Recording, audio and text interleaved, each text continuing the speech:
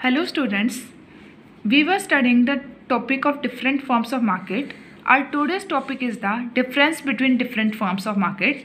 Different forms of market are perfect competition, monopolistic competition, monopoly and oligopoly. Let's see the differences. Reference means the basis on which the difference is being done between these different forms of market. Our first reference is number of sellers and buyers. तो students हमने जैसे पढ़ा था कि perfect competition हो चाहे monopolistic हो, monopoly हो चाहे ओलिगोपोली, जो नंबर ऑफ बायर्स होते हैं वो तो हर टाइप की फॉर्म ऑफ मार्केट में क्या रहते हैं, large, but the difference here is regarding the number of sellers. तो परफेक्ट कंपटीशन, मोनोपोलिस्टिक कंपटीशन में तो नंबर ऑफ सेलर्स क्या होते थे, काफ़ी सारे, लार्ज. मोनोपोली में सिंगल सेलर एंड ओलिगोपोली में small number of big firms, कि उनका साइज तो बड़ा होता है लेकिन उनका जो नंबर है कि कितने सेलर्स होते हैं वो कुछ लिमिटेड ही होते हैं, स्मॉल ही होते हैं. Next difference is on the basis of product. Product की बात करें तो परफेक्ट कंपटीशन में सभी सेलर्स के पास सेम प्रोडक्ट अवेलेबल होता था, मतलब प्रोडक्ट वहाँ होमोजीनियस होता था. मोनोपोलिस्टिक में प्रोडक्ट डिफ्रेंशिएटेड होता है, थोड़ा थोड़ा उसमें difference, colour, size, taste, brand वगैरह ऐसे कुछ डिफरेंसेस होते हैं. मोनोपोली में सिंगल सेलर है, मे बी उसके पास 2-3 टाइप के वैसे ही प्रोडक्ट हो, दोनों तीनों टाइप के वही सेल कर रहा हो, तो वो प्रोडक्ट आपस में होमोजीनियस भी हो सकते हैं और डिफ्रेंशिएटेड भी हो सकते हैं. सेम वे में ओलिगोपोली में जैसे हमने कहा था कि अगर होमोजीनियस प्रोडक्ट होंगे तो परफेक्ट ओलिगोपोली होगा, और अगर डिफ्रेंशिएटेड प्रोडक्ट होंगे तो क्या होगा, नॉन परफेक्ट, इम्परफेक्ट ओलिगोपोली होगा, जो हमने कल स्टडी किया था. After that on the basis of price, तो परफेक्ट कंपटीशन में क्या होता है, प्राइसेस यूनिफॉर्म प्राइस चलते हैं कि किसी भी टाइप की किसी भी शॉप पे अगर आप वो प्रोडक्ट देखते हो तो सेम टाइप, मतलब प्राइस जो होगा वो इक्वल होता है, यूनिफॉर्म होता है. मोनोपोलिस्टिक में पार्शियल डिफरेंशिएशन होता है, आपका पार्शियल कंट्रोल होता है प्राइस पे, तो आपका प्रोडक्ट जैसे डिफरेंस करता है प्रोडक्ट के बीच में, तो प्राइस भी आपका क्या होता है, वहाँ पे डिफरेंस होता है प्राइस में. उसके बाद मोनोपोली में बात करें तो वहाँ भी प्राइस सेम नहीं होता, यूनिफॉर्म नहीं होता, प्राइस डिस्क्रिमिनेशन होता है कि वहाँ का जो सेलर है वो एक कस्टमर से कुछ अलग प्राइस चार्ज कर सकता है, दूसरे कस्टमर से सेम प्रोडक्ट के लिए इवन कुछ डिफरेंट प्राइस चार्ज कर लेते हैं. ओलिगोपोली में भी जो हमारे प्राइसेस होते हैं वो डिफरेंट होते हैं, क्योंकि हमारा प्रोडक्ट वहाँ पे क्या होता है, डिफरेंट होता है एक दूसरे से. Next point is of differences on the basis of entry of firms. तो परफेक्ट कंपटीशन में फ्री एंट्री होती है. मोनोपोलिस्टिक की अगर हम बात करें पूरी तरीके से फ्री नहीं होता, क्योंकि आप दूसरे के ब्रांड नेम का यूज़ करके एंट्री नहीं कर सकते. मोनोपोली में एंट्री ही पॉसिबल नहीं होती क्योंकि वहाँ सिंगल सेलर होता है. और ओलिगोपोली में भी कुछ ना कुछ रेस्ट्रिक्शंस होती हैं, कैपिटल रिलेटेड, मतलब कैपिटल की रिक्वायरमेंट रिलेटेड हो सकती हैं, पेटेंट राइट्स की वजह से हो सकती है, गवर्नमेंट की लाइसेंसिंग की वजह से हो सकती है, तो इस बेसिस पे. और next point of difference is knowledge of market conditions. तो परफेक्ट कंपटीशन में क्या एज्यूम किया जाता था कि बायर्स और सेलर्स के पास क्या है, पूरी नॉलेज है, कि उनको परफेक्टली पता है कि ये प्रोडक्ट कहाँ अवेलेबल है, किस प्राइस पे अवेलेबल है, एवरीथिंग. लेकिन मोनोपोलिस्टिक, मोनोपोली एंड ओलिगोपोली, इन तीनों फॉर्म्स ऑफ मार्केट में क्या होती है, इम्परफेक्ट नॉलेज होती है. तो इसी की वजह से तो यहाँ पे जो प्राइस है उसमें डिफ्रेंशिएशन देखने को मिलता है.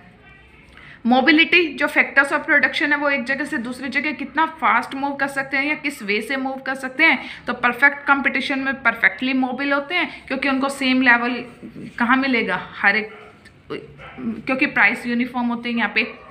मोनोपोलिस्टिक, मोनोपोली और ओलिगोपोली, इन तीनों में क्या होता है, मोबिलिटी इम्परफेक्ट होती है. और next point of difference is on the basis of firms demand curve. तो डिमांड कर्व मैंने जब भी आपको अलग अलग ये पढ़ाए थे फॉर्म्स ऑफ मार्केट, तब भी हमने डिस्कस किया था कि परफेक्ट कंपटीशन का डिमांड कर्व परफेक्टली इलास्टिक होता है, क्योंकि same product at same price available है अदर शॉप्स में भी, तो आपकी डिमांड उसी प्राइस पे बहुत कम भी हो सकती है और बहुत हाई भी हो सकती है. अगर आप प्राइसेस जरा से भी हाई करते हो तो आपकी डिमांड 0 भी आ सकती है. तो इसका मतलब क्या होता है कि यहाँ पे डिमांड क्या होती है, परफेक्टली इलास्टिक. और इलास्टिक हम कब बोलते हैं, कि जब आप with reference to change in price आपका क्वांटिटी डिमांडेड में जो चेंज होता है वो काफ़ी हाई होता है. मोनोपोलिस्टिक में भी काफ़ी इलास्टिक होती है, क्यों, क्योंकि उसके पास सब्सटीट्यूट्स अवेलेबल है, और जिन गुड्स के सब्सटीट्यूट्स अवेलेबल होते हैं उनकी इलास्टिसिटी हाई होती है. ये इलास्टिसिटी के चैप्टर में हमने पढ़ा था. उसके बाद मोनोपोली की बात करें तो मोनोपोली में लेस इलास्टिक, क्योंकि सिंगल सेलर है, अब वो कितना मर्जी प्राइस चार्ज कर ले, जिसको नेसेसिटी है, जिसको हैप्चुअल हैबिट हो चुकी है उन गुड्स की, तो वो तो वहीं से ही बाय करेगा. तो प्राइस के चेंज के रेफरेंस में क्वांटिटी में इतना चेंज नहीं भी देखने को मिलता. और उसके बाद ओलिगोपोली, ओलिगोपोली में हम डिमांड कर्व ही नहीं ड्रॉ कर सकते, तो वहाँ की इलास्टिसिटी ऑफ डिमांड कैसे बताएंगे, तो वहाँ क्या लिखोगे आप लोग, कांट बी डिटरमाइंड। उसके बाद बोल रहा है स्लोप की बात करें तो परफेक्टली इलास्टिक में डिमांड कर्व कैसा होता है, हॉरिजेंटल स्ट्रेट लाइन होती है। मोर इलास्टिक में क्या होता है, डाउनवर्ड स्लोपिंग होता है, लेकिन जो उसकी इलास्टिसिटी हाई होती है तो इसकी वजह से मतलब हम उसको फ्लैटर ज़्यादा बनाते हैं। मोनोपोली में बात करें तो डाउनवर्ड होता है स्लोपिंग तो, लेकिन लो इलास्टिसिटी की वजह से हम उसको थोड़ा सा वर्टिकल फॉर्मेट में ज़्यादा बनाते हैं, वर्टिकली शेप ज़्यादा देते हैं। और यहाँ तो हम डिमांड कर्व ड्रॉ ही नहीं कर सकते क्योंकि रिलेशनशिप ही नहीं पता लगता प्राइस एंड क्वांटिटी डिमांडेड के बीच में। सेलिंग कॉस्ट की बात करें तो परफेक्ट कंपटीशन में नो सेलिंग कॉस्ट होती है, क्योंकि आपको सेम प्रोडक्ट अवेलेबल है हर एक शॉप में, तो आपको अलग से अपनी तरफ से कुछ सेलिंग कॉस्ट वहाँ पे लगाने की ज़रूरत नहीं होती, क्योंकि कस्टमर भी क्या है वहाँ पे वेल नोन है। मोनोपोलिस्टिक में भी आपकी जो सेलिंग कॉस्ट है वो काफ़ी ज़्यादा लगती है, क्योंकि आपका प्रोडक्ट थोड़ा थोड़ा डिफ्रेंशिएट करता है दूसरों से। तो अगर आपको मार्केट में अपना शेयर बढ़ाना है तो आप क्या करोगे, सेलिंग इंक्रीज करनी पड़ेगी। और सेलिंग कैसे, एडवर्टीजमेंट वगैरह से, तो सेलिंग कॉस्ट आपकी वहाँ पे काफ़ी हाई लगती है। मोनोपोली वाले को रिक्वायरमेंट ही नहीं है, क्योंकि वो सिंगल सेलर है, उसको पता है कस्टमर अपने आप उसके पास ही आएगा और तो किसी के पास जाएगा नहीं, तो उसको ऐसी कुछ रिक्वायरमेंट नहीं है कि वो एडवर्टीजमेंट वगैरह ज़्यादा करे। ओलिगोपोली में भी एडवर्टीजमेंट करनी पड़ती है, क्योंकि आपके यहाँ पे कंपटीटर्स है। देखो एडवर्टीजमेंट की कहाँ रिक्वायरमेंट है मिलनी, जहाँ कंपटीटर्स है। अगर आपके कंपटीटर्स ही नहीं है तो आपको पता है कस्टमर अपने आप आपके पास ही आएगा, तो आपको उसके लिए खर्चा एक्सपेंस बढ़ाने की ज़रूरत नहीं है। Next point of difference is on the basis of degree of price control. तो ये हमने पढ़ा था कि परफेक्ट कॉम्पिटिशन में क्या होता है, प्राइस टेकर होता है, नॉट द प्राइस मेकर, तो उसका कोई कंट्रोल प्राइस पे नहीं होता। मोनोपोलिस्टिक में पार्शियल कंट्रोल होता है, क्योंकि आपके कंपटीटर भी हैं, तो आप फुल्ली अपने हाथ से अपने कंट्रोल से नहीं कर सकते, आपको कंपटीटर भी क्या करते हैं, प्राइस को अफेक्ट करते हैं। मोनोपोली में आपका पूरा कंट्रोल रहता है ओवर द प्राइस, आप फुल्ली क्या करते हो, अपना प्राइस खुद ही डिसाइड करते हो प्रोडक्ट का। और ओलिगोपोली में पार्शियल कंट्रोल, कुछ आप अपने बेसिस पे डिसाइड करते हो और कुछ कंपटीटर के बेसिस पे भी डिसाइड करते हो।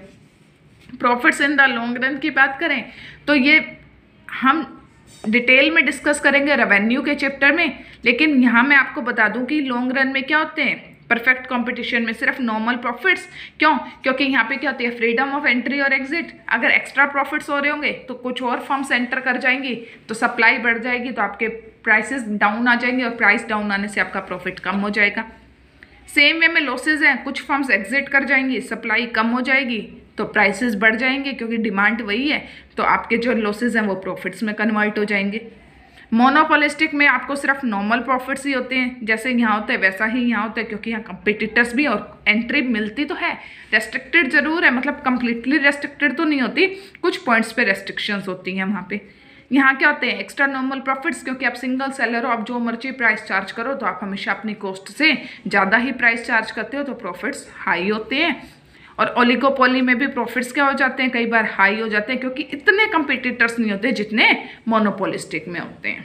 ठीक है स्टूडेंट्स, उसके बाद हमारा नेक्स्ट टॉपिक है बेसिस ऑफ मार्केट क्लासिफिकेशन, कि हमने ये जो 4 फॉर्म्स ऑफ मार्केट स्टडी किया, हमने इनको किस बेसिस पे क्लासीफाई किया।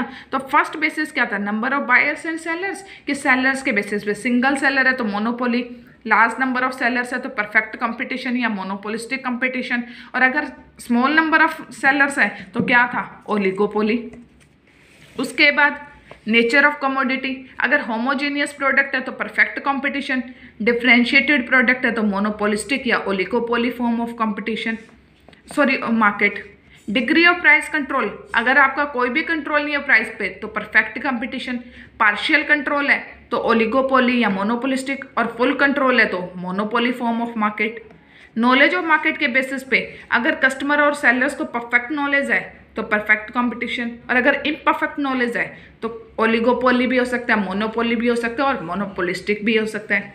मोबिलिटी के बेसिस पे, अगर परफेक्ट मोबिलिटी है फैक्टर्स ऑफ प्रोडक्शन की तो perfect competition, otherwise different forms of market, oligopoly, monopolistic और मोनोपोली। Okay students,